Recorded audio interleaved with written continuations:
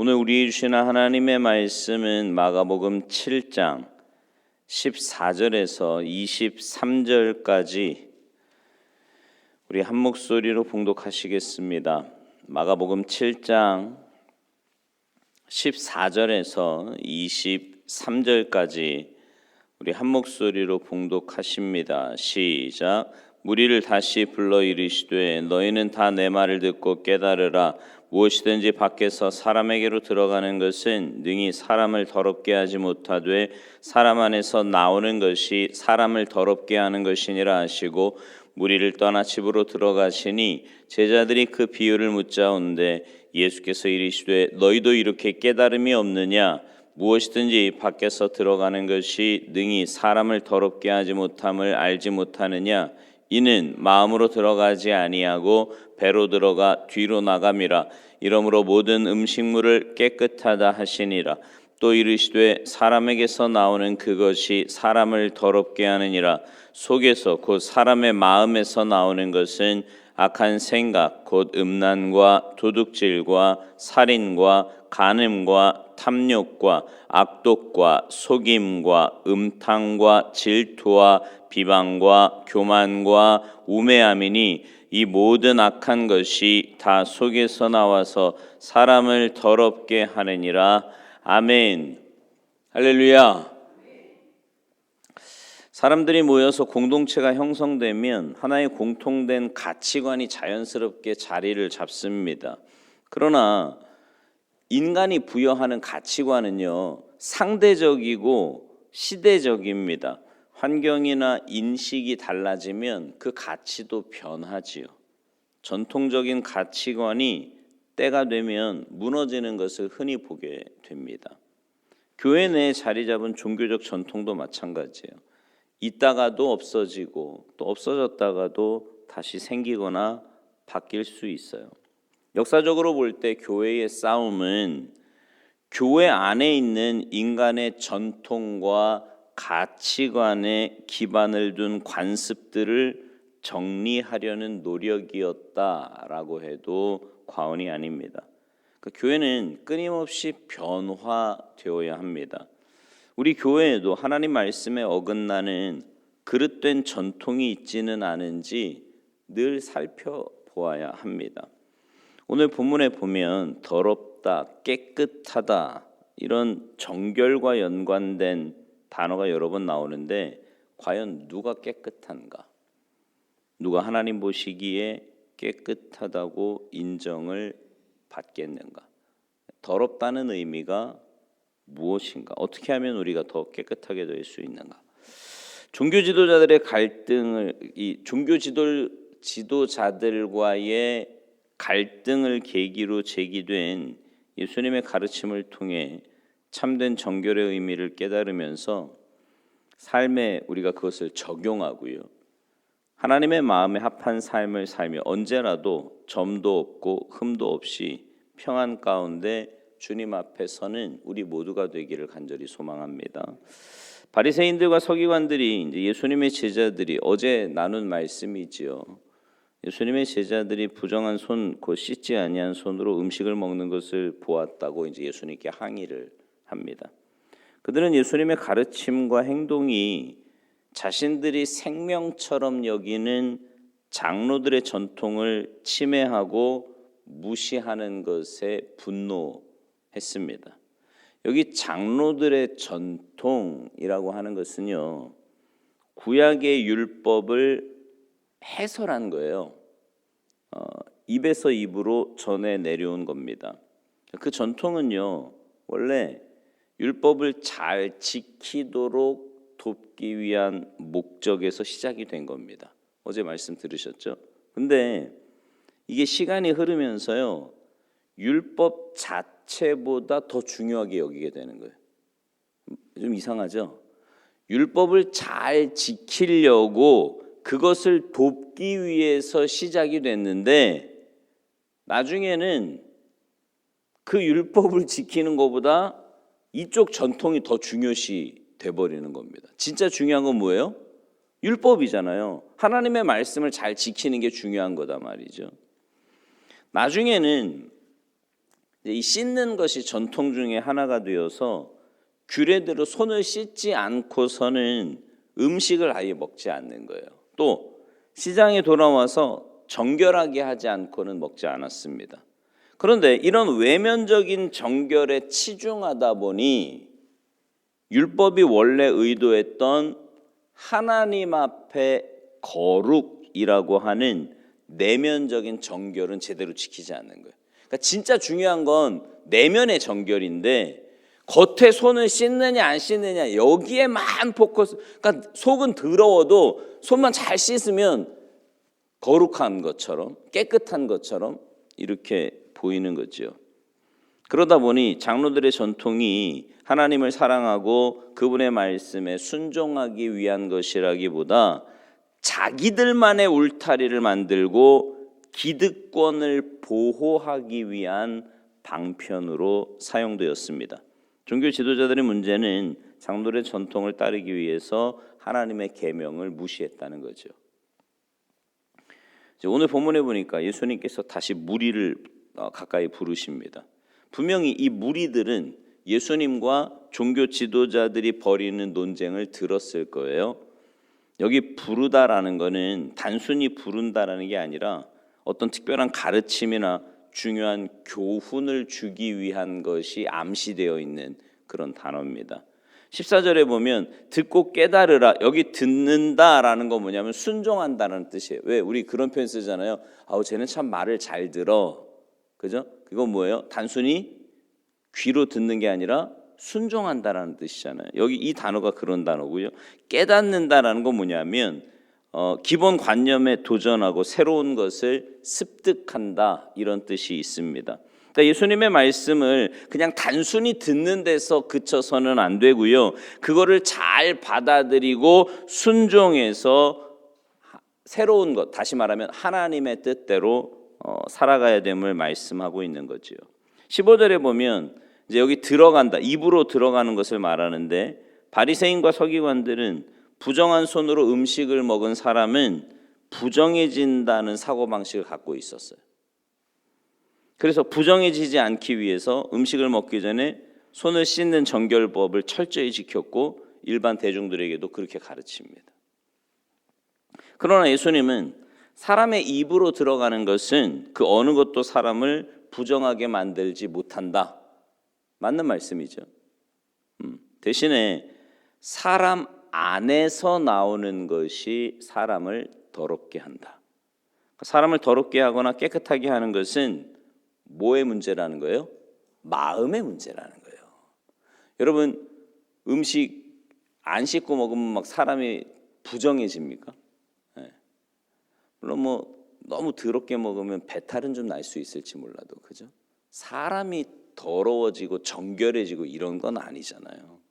그러니까 마음을 다스리지 못하면 선함과 경건함에 이를 수 없다. 그 말씀을 하시는 거죠.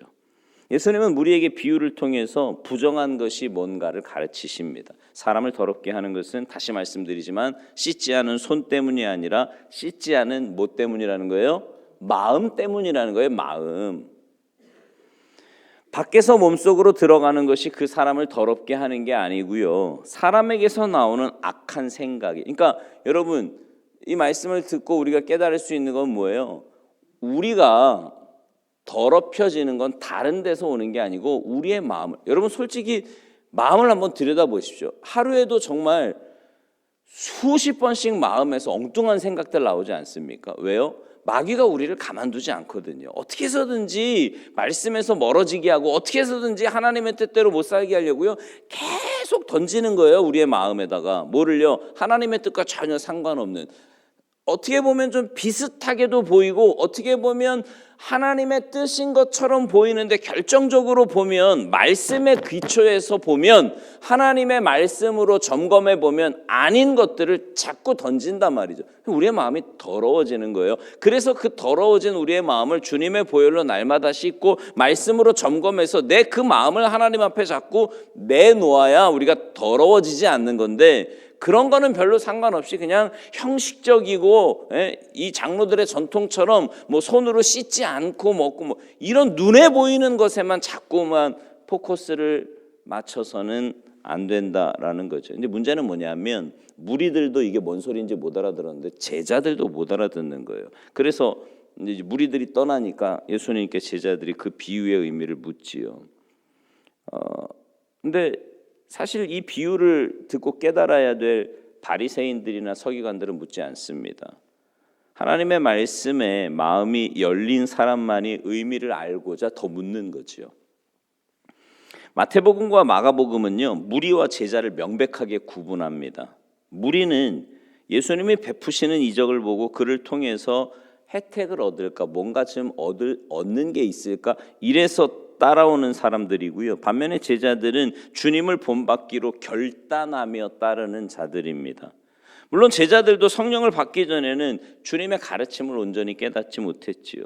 제자들이 비유의 의미를 묻자 예수님이 왜 이렇게 깨달음이 없느냐라고 책망하시면서 이제 비유를 자세히 풀어 주십니다. 마음은 주로 의지와 지각을 나타내는 곳, 인간의 가장 깊은 곳에 자리 잡은 솔직한 내면을 의미하는 거예요. 음식은 그 마음까지 들어가지 못합니다. 그죠? 마음으로 들어가야 할 것은 뭐예요?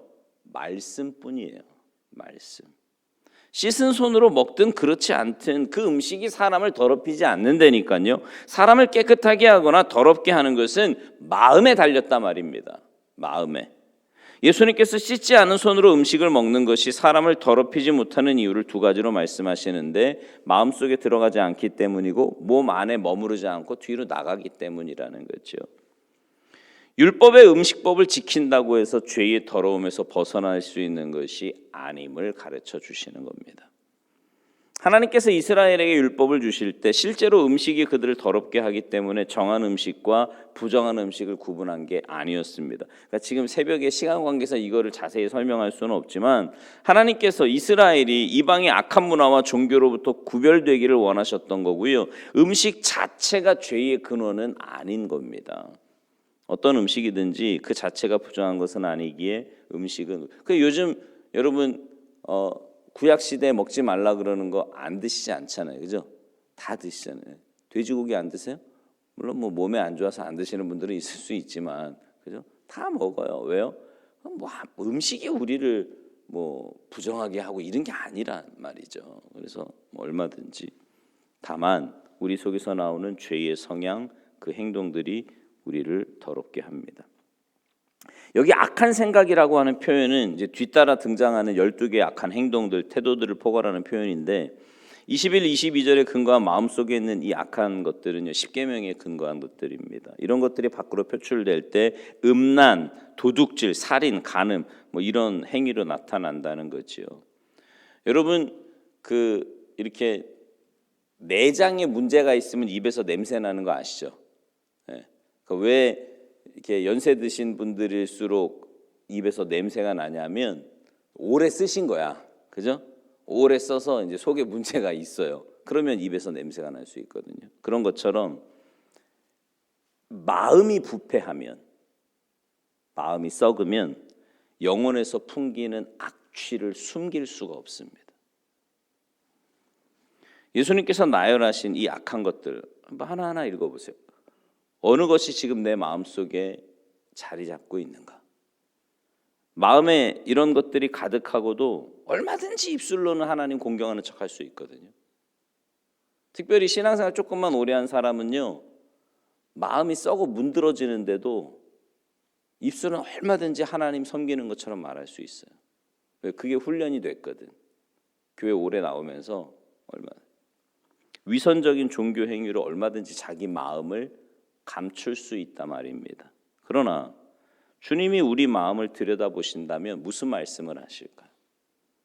이제 우리의 신앙생활은 늘 말씀 앞에서 이런 걸 점검하는 거예요. 네, 내 마음을 하나님이 보신다면 뭐라고 하실까? 뭐라고 하실 것 같으세요? 하나님이 여러분의 마음을 보시면 그래, 역시 이쁘다, 잘하고 있어. 네, 주님이 그러실 것 같으세요? 아니면 뭐니 이게 뭔 마음이니? 너 지금 교회 다니지? 아니 나 믿는다고 신앙생활 한다고 지금 몇 년이 뭐가 있는 거니 도대체? 이러실 것 같으세요. 어떤 거예요? 여러분, 예수님은 우리의 약함을 보시고 보혈을 흘려주셨습니다. 또 성령을 부어주셔서 하나님의 뜻에 순종하게 하시고 그분의 뜻을 이루어 가십니다. 그러므로 날마다 특별히 이렇게 매일 새벽마다 주님 앞에 나오시는 분들은 이 말씀 앞에서 우리의 마음을 자꾸 점검하셔야 돼요. 이제 내 마음이 어떠한가는 내가 평소에 무슨 생각이 드나를 보면 돼. 네? 네. 그러니까 막 형식적이고 종교적이고, 물론 때로는 형식도 필요하지요. 그러나 사실은 중요한 건 하나님 앞에서 우리의 마음이에요. 하나님이 내 마음을 보실 때 뭐라고 하실까?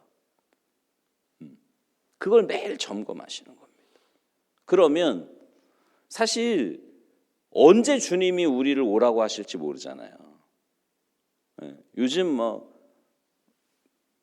주변에서 이렇게 사람들 보면 언제 어느 때 갑자기 주님이 우리를 부르실지 모르는 그런 상황인데, 그럴 때 우리가 기쁨과 감사함으로 주님 앞에 갈 수 있는 건 매일매일의 삶이 말씀으로 내 마음과 삶을 점검할 때 가능한 거예요.